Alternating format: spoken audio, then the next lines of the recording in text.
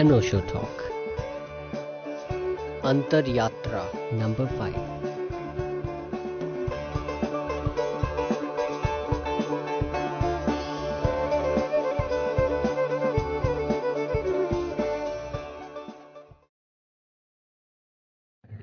मेरे प्रिय आत्मा,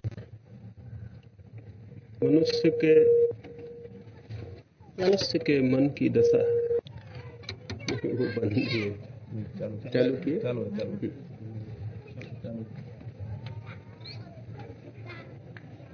मधुमक्खियों के छेड़े गए छत्ते की भांति मनुष्य के मन की दशा है। विचार और विचार और विचार और विचारों की ये भिनभिनाहट मक्खियों की तरह मनुष्य के मन को घेरे रहती है। इन विचारों में घिरा हुआ मनुष्य अशांति में, तनाव में और चिंता में जीता है। जीवन को जानने और पहचानने के लिए मन चाहिए एक झील की भांति शांत, जिस पर कोई लहर न उठती हो। जीवन से परिचित होने के लिए मन चाहिए एक दर्पण की भांति निर्मल, जिस पर कोई धूल न जमी हो। और हमारे पास मन है एक मधुमक्खियों के छत्ते की भांति, न तो वो दर्पण है न वो एक शांत झील है। और ऐसे मन को लेकर अगर हम सोचते हो कि हम कुछ जान सकेंगे, हम कुछ पा सकेंगे या हम कुछ हो सकेंगे, तो हम बड़ी भूल में हैं। विचारों की इस अति तीव्र धारा से मुक्त होना अत्यंत आवश्यक है। विचार और विचार और विचार स्वास्थ्य के लक्षण नहीं, रुग्ण चित्त की दशा है। जब किसी का मन परिपूर्ण रूप से शुद्ध और स्वच्छ होता है और स्वस्थ होता है, तो विचार शून्य हो जाते हैं, विवेक शेष रह जाता है और विचार शून्य हो जाते हैं। और जब कोई मन अस्वस्थ और बीमार होता है, तो विवेक शून्य हो जाता है और केवल विचारों की भीड़ रह जाती है। हम विचारों की भीड़ में ही जीते हैं। सुबह से सांझ, सांझ से सुबह, जन्म से लेकर मृत्यु तक हम विचारों की एक भीड़ में ही जीते हैं। इस भीड़ से कैसे मुक्त हुआ जाए? सुबह कुछ बातें हमने की हैं, कुछ उस संबंध में प्रश्न पूछे गए हैं, उन प्रश्नों को मैं अभी उत्तर दूंगा। पहली बात, विचारों से मुक्त होना दूसरा कदम है। पहला कदम तो यह है कि हम विचारों का संग्रह ना करें, क्योंकि एक आदमी एक तरफ विचारों का संग्रह करता चला जाए और दूसरी तरफ विचारों से मुक्त होना चाहे, तो कैसे मुक्त हो सके?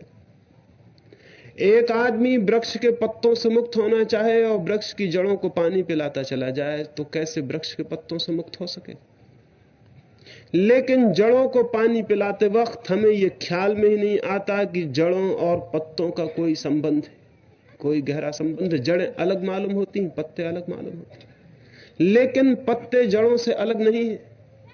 और जड़ों को दिया गया पानी पत्तों को ही मिलता है।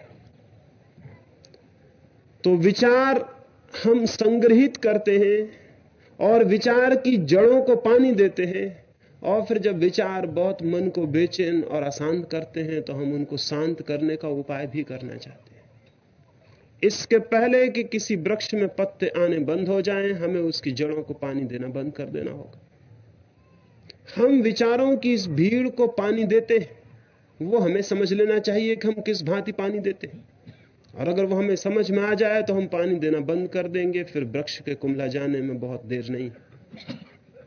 किस तरह हम पानी देते हैं? पहली बात, हजारों वर्ष से आदमी के मन में यह भ्रम पैदा किया गया है कि तुम दूसरों के विचारों को संग्रह करके ज्ञान को उपलब्ध हो सकते हो।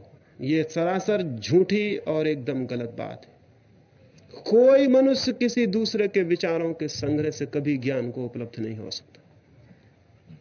ज्ञान आता है भीतर से और विचार आते हैं बाहर से। ज्ञान होता है अपना और विचार होते हैं हमेशा पराये, हमेशा बारोड, हमेशा उधार। ज्ञान है निज की स्फुरना, वो जो स्वयं के भीतर छिपा है उसका प्रकट हो जाना। और विचार है दूसरों की जूठन को इकट्ठा कर लेना, चाहे गीता से इकट्ठा कर लें, चाहे कुरान से, चाहे बाइबल से, चाहे धर्म गुरुओं से इकट्ठा कर लें, चाहे शिक्षकों से। जो भी हम दूसरे से इकट्ठा कर लेते हैं वो हमारा ज्ञान नहीं बनता, बल्कि वो हमारे अज्ञान को छिपाने का मार्ग और उपाय बन जाता है। और जिस आदमी का अज्ञान छिप जाता है वो आदमी जीवन में कभी ज्ञान को उपलब्ध नहीं हो सकता। चूंकि हमें यह ख्याल है कि यह हमारा ज्ञान है, इसलिए इसे हम प्राणपण से पकड़े रहते हैं। विचारों को हम पकड़े हुए हैं, हम उन्हें छोड़ने की हिम्मत नहीं जुटा पाते। नीचे से हम उनको संभाले हुए, क्योंकि हमें यह ख्याल है यही हमारा ज्ञान है, अगर ये छूट गए तो हम तो अज्ञानी हो जाएंगे। लेकिन स्मरण रखिए, विचारों को कोई कितना ही पकड़े रहे उससे ज्ञानी नहीं होता। एक आदमी एक कुआं बनाता है, जमीन खोदता है, पत्थर निकालता है, मिट्टी निकालता है, और फिर नीचे झरने फूटते हैं कुएं के, और कुएं में पानी भर जाता है।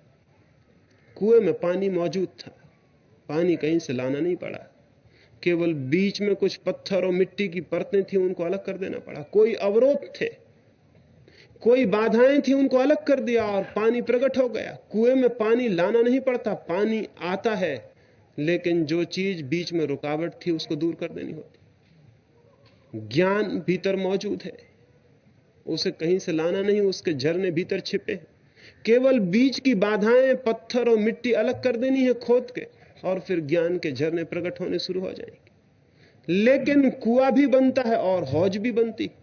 हौज के बनने का रास्ता अलग है। हौज बनाने में कहीं झरने नहीं खोजने पड़ते पानी के। हौज बनाने का रास्ता कुएं से बिल्कुल विपरीत है। हौज बनाने के लिए मिट्टी पत्थर खोदने नहीं पड़ते, लाके जोड़ने पड़ते, और मिट्टी पत्थर की दीवार उठानी पड़ती। फिर दीवार भी बन जाती है, लेकिन पानी नहीं आता। फिर किन्हीं दूसरों के कुओं से पानी उधार लाके उस हौज में भर लेना पड़ता है। ऊपर से देखने पर हौज कुएं का धोखा देने लगती है। ऐसा लगता है कि कुआं आ गया, हौज में पानी दिखाई पड़ता है, कुएं में भी पानी दिखाई पड़ता है। लेकिन हौज और कुएं के पानी में जमीन आसमान का फर्क है।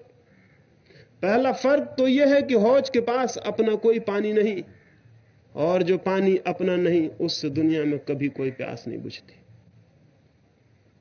हौज के पास जो भी है उधार है, और उधार बहुत जल्दी बासा हो जाता है और सड़ जाता है, क्योंकि जो उधार है वो जीवंत नहीं होता है, वो मृत होता है। हौज अगर भरी रहेगी तो सड़ जाएगी, बहुत जल्दी बदबू फेंकने लगेगी। लेकिन कुएं के पास अपने जल के स्रोत होते हैं, कुआं सड़ नहीं जाता, और कुएं के पास अपना पानी होता है। इसलिए हौज और कुएं के प्राणों में दो अलग प्रक्रियाएं चलती हैं। हौज चाहती है कि मेरे पानी को कोई छीन ना ले, क्योंकि मेरा पानी गया कि मैं खाली हो जाऊं, और कुआं चाहता है कि कोई मेरे पानी को उलूच ले, कोई मेरे पानी को ले ले, ताकि मुझ में और नया पानी भर जाए, ताजा और ज्यादा जीवंत। कुआं पुकारता है कि मेरे पानी को ले लो और बांट लो, और हौज पुकारती है कि दूर रहना, मेरे पानी को मत छूना, मेरे पानी को मत ले लेना। हौज चाहती है किसी के पास पानी हो तो वो भी यहां लाके डाल दो मुझ में, ताकि मेरी संपदा बढ़ जाए। और कुआं चाहता है किसी के पास पात्र हो तो पानी ले जाए, ताकि जो पानी बासा पड़ गया है, बहुत दिन का भरा हुआ हो गया, उससे मैं मुक्त हो जाऊं और नया पानी मुझे उपलब्ध हो जाए। कुआं बांटना चाहता है, हौज संग्रह करना चाहती है। कुएं के पास झरने हैं जो सागर से जुड़े हैं। कुआं छोटा सा दिखाई पड़ता है, लेकिन गहरे में अनंत से जुड़ा हुआ है। हौज कितनी ही बड़ी दिखाई पड़ती है, उसका संबंध किसी से भी नहीं है, वो अपने में ही समाप्त है और बंद है। उसके पास कोई झरने नहीं है, कोई उसके पास कोई दूर से जोड़ने वाले कोई मार्ग नहीं। इसलिए अगर कोई हौज से जाके कहे कि सागर भी होता है, हौज हंसेगी, कहेगी कहीं सागर होता है, सब हौजें होती, कहीं कोई सागर नहीं होता, क्योंकि हौज को सागर का कोई पता नहीं। लेकिन अगर कोई कुएं से कहे कि कुआं तू बहुत अच्छा है, तो कुआं सोचेगा कि मेरा अपना क्या है, सब सागर का है, मैं हूं कहां, मेरे पास जो भी आता है वो दूर किसी और से जुड़ा है। कुएं का अपना कोई अहंकार नहीं हो सकता कि मैं हूं। हौज का अपना अहंकार होता है कि मैं हूं। और बड़े मजे की बात है, कुआं बहुत बड़ा है और हौज बहुत छोटी। कुएं के पास अपनी संपदा है और हौज के पास अपनी कोई संपदा नहीं। आदमी का मन भी कुआं बन सकता है या हौज बन सकता है। ये दो ही रास्ते हैं आदमी की बुद्धि के बन जाने के लिए। और जिस आदमी की बुद्धि हौज बन जाती है वो आदमी धीरे धीरे पागल हो जाता है। और हम सब की बुद्धि हौज बन गई। हमने कुआं बनाया नहीं, हमने एक हौज बनाई। हम दुनिया भर से बातों को इकट्ठा कर लेते हैं, किताबों से, शास्त्रों से, उपदेशों से, और उन सबको इकट्ठा कर लेते हैं और सोचते हैं हम ज्ञानी हो गए। हम हौज की गलती में पड़ गए। हौज समझ ली कि हम कुआं हो गए। भ्रम पैदा हो सकता है क्योंकि दोनों में पानी दिखाई पड़ता है। एक पंडित के पास भी ज्ञान दिखाई पड़ता है, एक ज्ञानी के पास भी ज्ञान दिखाई पड़ता है, लेकिन पंडित हौज है और ज्ञानी कुआं है। इन दोनों में फर्क है। और यह फर्क इतना गहरा और बुनियादी है जिसका कोई हिसाब नहीं। क्योंकि पंडित का ज्ञान उधार और बासा और सड़ा हुआ ज्ञान है। दुनिया में जितना उपद्रव हुआ है वो पंडित के ज्ञान से हुआ है। हिंदू और मुसलमान के बीच जो झगड़ा